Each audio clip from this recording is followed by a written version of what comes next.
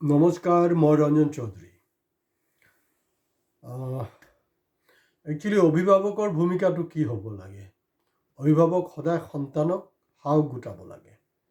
মোৰতো এতিয়াও মনত আছে, খুব বেছি ধৰি লওক ধুমুহা হৈছে, বৰষুণ হৈছে, আমি সৰু থাকোঁতে কিয় সাধাৰণতে ভয় খাই যাওঁ। দেউতাই কিন্তু কৈছিলে যে নাই, এইটো ইয়াত ভয় খাবলৈ নাই, মানে বাস্তৱ এইটো। আৰু মা সেইটো বিৰোধী আছিলে বা ভয় খাইছিলে, মানে বৰ বেয়াকৈ তুফান চুফান হৈ থাকিলে আৰু বতাহ হৈ থাকিলে। দেউতা কিন্তু এইটো সদায় বাহিৰত লৈ যায়, এই বাৰাণ্ডাৰ ওচৰতে লৈ যায়, চাবলৈ কয়, এইটো চা বোলে, মানে সেইটো চাব লাগে, সেইটো দৰকাৰ। তাৰমানে দেউতা মোক উৎসাহ যোগাইছিলে। তেওঁতো মোৰ অভিভাৱক নহয় জানো? আৰু আমাৰ গোটেই ভাৰতবৰ্ষৰ অভিভাৱক কোন? মাননীয় প্ৰধানমন্ত্ৰী নৰেন্দ্ৰ মোদী ডাঙৰীয়া। তেওঁ যোনটো সময়ত মানে মানে আমি সংকটত আছোঁ,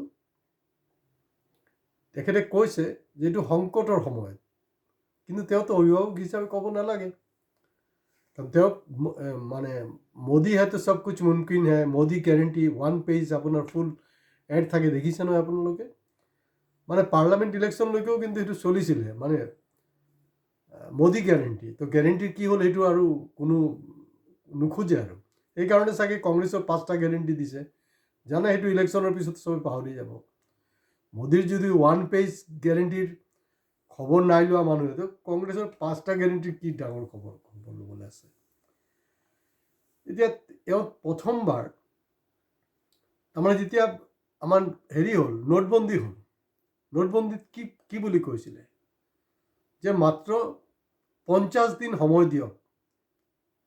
এইটো এটা আমাৰ কাৰণে চেলেঞ্জ আছিলে, এটা সংকট আছিলে, এটা প্ৰত্যাহ্বান আছিলে।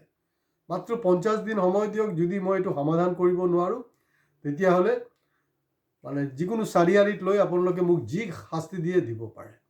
কিন্তু তেওঁ কি কৰিলে, 50 দিন পিছত কিন্তু কোনো চাৰিআলিত নহয়, তেওঁ এই পাৰ্টিকুলাৰ কোঠাত, য'ৰ পৰা মন কি বাত কৰে নহয়, বকৱাছবিলাক কৰি থাকে, তাতে তেওঁ ভাষণ দিলে। ওলাই নাহিলে, কিন্তু বৰ ডৰপক হয়। তো এই পৰিস্থিতিতে আমি দেখিছোঁ, য'ত তেখেতে মানে 56 ইঞ্চিৰ বুকু 56 ইঞ্চিৰ বুকু বুলি কৈ থাকে নহয়, অতদিনে যে কৈ আছিলে নহয়, এইটো 15-20 ইঞ্চিৰ বুকু হৈ গ'ল নেকি? 50 দিন গ'ল, তাৰপিছত আমি কি পালোঁ? জিএছটিটো আমি ডাইৰেক্ট খুব বেছি ফিল নকৰোঁ, বিজনেছমেনবিলাকে গম পায়। তাৰপিছত আহিলে কোভিড সম্পৰ্কে তেওঁ কি ক'লে? যেন আমি মহাভাৰত 21 দিনত জিকিছিলোঁ, আমি কোভিডো 21 দিনত জিকিম। গৌমূত্ৰ পান কৰিলে, কিবা গোবৰ চোবৰ লগালে, বহুত কিবা কিবি কৰিলে, দেখিলে নহয়, ঘণ্টা চণ্টা বজালে, বহুত শংখ বজালে, বহুত কিবা কিবি কৰিলে। কিন্তু এতিয়া কৈছে যে আমি চবে মানে ঐক্যবদ্ধ থাকিব লাগে, আৰু বিৰোধীয়ে নাকি, আৰু সেইটোক লৈ মানে কোনো ৰাজনীতি কৰিব নালাগে। আৰে আচৰিত কাৰবাৰ। ৰাজনীতিটো যোৱা 12টা বছৰ আপোনালোকেহে কৰি আছে, কৰিছে আপোনালোকে ৰাজনীতি, আৰু বিৰোধীক কৈ আছে যে ৰাজনীতি কৰিব নালাগে। হয়, আমিতো একগোট, গোটেই ভাৰতবৰ্ষীতে একগোট হৈ আছোঁ। কিন্তু আপোনাৰ নচিব ভাল কি জানেনে? যে আমি আমেৰিকাৰ যে চিটিজেন, তেওঁলোকৰ নিচিনাকৈ আমি কিন্তু এতিয়াও একগোট হোৱা নাই। হোৱা হ'লে আপোনাৰ যে পৰম মিত্ৰ আপকি বাত ট্ৰাম্প চৰকাৰ, ট্ৰাম্পৰ যে কাপোৰ কানি বেয়া কৰি দিছে জানেনে? ট্ৰাম্পৰ তাত প্ৰায় 1 কোটি আমেৰিকান ওলাই আহিছে, ট্ৰাম্পৰ এগেইনষ্টত প্ৰতিবাদ কৰি আছে যে এইসব পগলামি বন্ধ কৰ, আমাক সেইসব ৰজা ফজা নালাগে, কিং সিং নালাগে।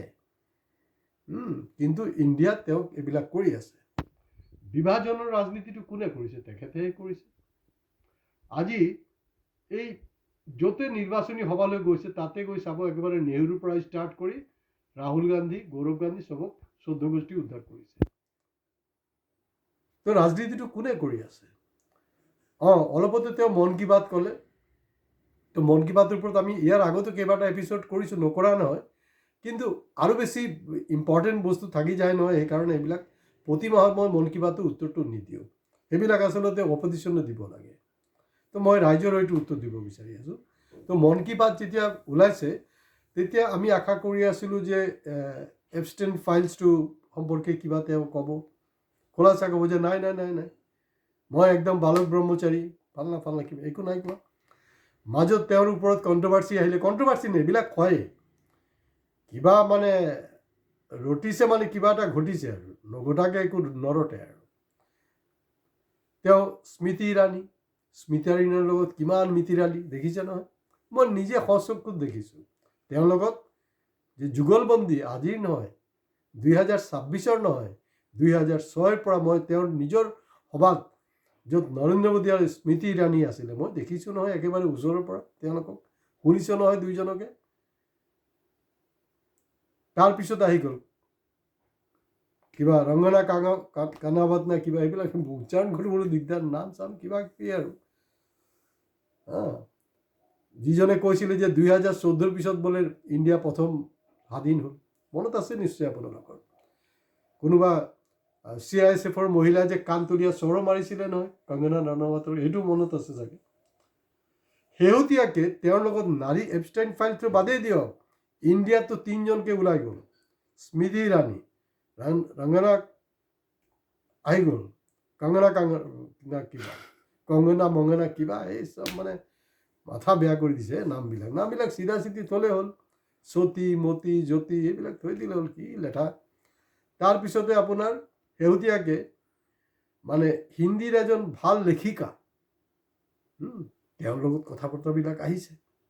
অসমৰ পেপাৰবিলাকে সাহস কৰা নাই, কমকৈ দিছে, কিন্তু এইবিলাক চব ইউটিউবত এভেইলেবল হয়।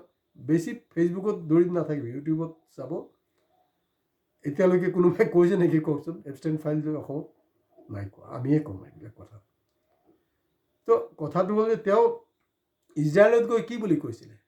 ইজৰাইলত গৈ কৈছিলে যে ইজৰাইল মোৰ ফাদাৰলেণ্ড আৰু মোৰ মাদাৰলেণ্ড হ'লগৈ।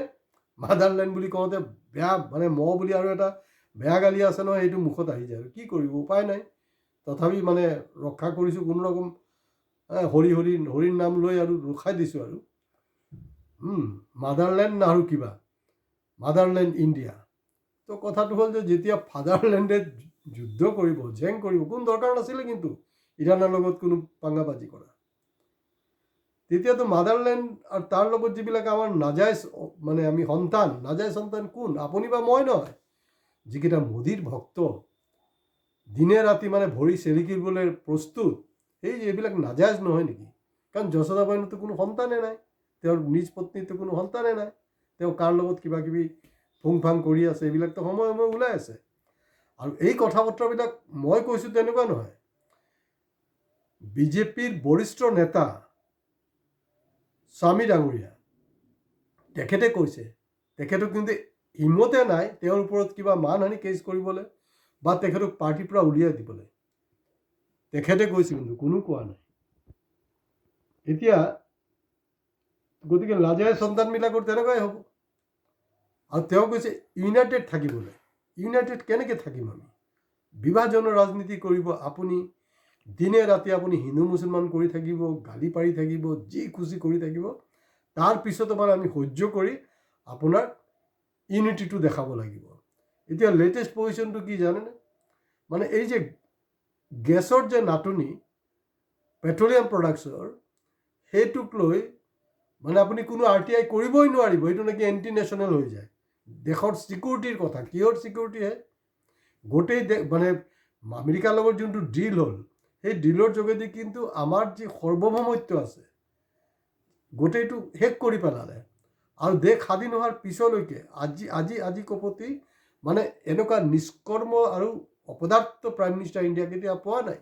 এইবিলাক আপোনালোকে ভোগ কৰিব, পটককৈ গম পোৱা নাই। কাৰণ পাপৰ যোনটো ফল আছে নহয়, ইনষ্টেণ্ট নহয়, অলপ লাহে লাহে লাহে লাহে হ'ব, নতুন প্ৰজন্মই পাব। এইটো খালি চাই থাকক কেনেকৈ অহা দিনবিলাক কি হৈ আছে। তেওঁ কোৱা নাছিলে জানো? তেখেতেতো দেখোন কৈছিলে যে এই নলাৰ পৰা যে গেছ আহে, গেছ উৎপন্ন হয়, তাৰ পৰা চাহ বনাবলৈ তেওঁ দেখিছে। তেওঁতো চায়ৱালা হয়। অসমৰ এই আমাৰ বাগানৰ শ্ৰমিকবিলাকক আহি উল্লু বনালে, তেওঁৰ নকৰি তেওঁৰ প্ৰেৰণা। অসমৰ চাহ নেকি তেওঁ গুজৰাটত বিক্ৰী কৰিছে। আৰে ভাই, কি ফাল্টু বকি আছোঁ। তেওঁ যোনটো ৰেল ষ্টেচনৰ কথা কৈছিলে, RTI জনা গৈছিলে যে তেওঁৰ তাত কোনো দোকানেই নাছিলে, চাহৰ দোকান। টোটাল ঘোটালা, টোটাল ঘোটালাবাজি কথা বতৰাবিলাক পাতি আছে তেওঁ। আৰু লাষ্ট কথাটো হ'ল যে এইটো এতিয়া তেওঁ এই যে চায়ৱালাবিলাক আছে, আপোনালোকে জানে নাই ইতিমধ্যে কচুৰি মানে চিংগাৰা, চাহ এইবিলাক হ'লগৈ চালু বস্তু, মানে ৰানিং হেৰিত। তাত কি হৈছে জানো, কচুৰি আপুনি এতিয়া যোনটো মূল্যত পাইছে অহা দিনত পাব নেকি কোনো গেৰেণ্টি নাই, চিঙাৰাৰে কোনো গেৰেণ্টি নাই, চাহৰ মূল্য কিমান হ'ব সেইটো লৈ হেৰি নাই। বেলেগ কিবা কিবি আধ্যাত্মিক কথা পাতি আছে, কথা পাতিব লাগিব যে আমি গেছ কেনেকৈ পাম। আৰু এই যে যোৱা 12টা বছৰ আমি শুনি আহিছোঁ আত্মনিৰ্ভৰ ভাৰত, আত্মনিৰ্ভৰ ভাৰত। যদি আত্মনিৰ্ভৰে হৈছে তেতিয়াহ'লে আমি বেলেগৰ ওপৰত ডিপেণ্ডেণ্ট কেলে? ইৰাণৰ ওপৰত যেতিয়া ইজৰাইলে জেংটো কৰিলে, আমেৰিকাই কৰিলে, আপোনালোকে জানে না মুস্কিল কি জানে না, পঢ়া শুনা নকৰে আপোনালোকক লৈ সেইটোৱে দিগদাৰ। সেইটো কাৰণে মই বেয়া পাওঁ। একমাত্ৰ মুছলিম কাণ্ট্ৰি হ'ল ইৰাণ, যি নেকি সদায় ইণ্ডিয়াৰ যোনটো ষ্টেণ্ড কাশ্মীৰ বা পাকিস্তানৰ এগেইনষ্টত তাৰ লগত কিন্তু একমাত্ৰ চাথ দিছে ইৰাণে UN-ত। আমি সেইবিলাক পাহৰি যাওঁ। এই যে মিয়া বিৰোধী, মুছলমান বিৰোধী, আজিৰ দিনটোত গোটেই বিশ্বৰ মিয়া যিবিলাক দেশ আছে, মুছলমান দেশ আছে, তাৰ পৰা যদি তেল গেছ নাহে নহয়, আমি কিন্তু বাবাজীকে ঠুল্লু হৈ থাকিম।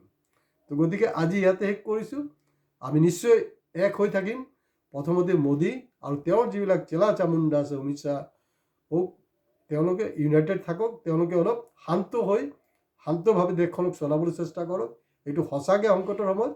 খালি ইলেকশ্যনৰ ৰিজাল্টটো যাব দিয়ক, যোৱাৰ পিছত চাব কি ধৰণৰ তাণ্ডৱ আপোনালোকৰ ওপৰতে হ'বলৈ আছে। যে এই যে এটা ঝড়, এটা তুফান যে আহিবলৈ আছে নহয়, তাৰ কিন্তু মই আগজাননী দি দিছোঁ। আপোনালোকে সজাগ থাকক। আজি ইয়াতে শেষ কৰিছোঁ। ভিডিঅ' শ্বেয়াৰ কৰাৰ লগতে লাইক, কমেণ্টছ আৰু প্লিজ আপোনালোকে ছাবস্ক্ৰাইব কৰিবলৈ নাপাহৰিব।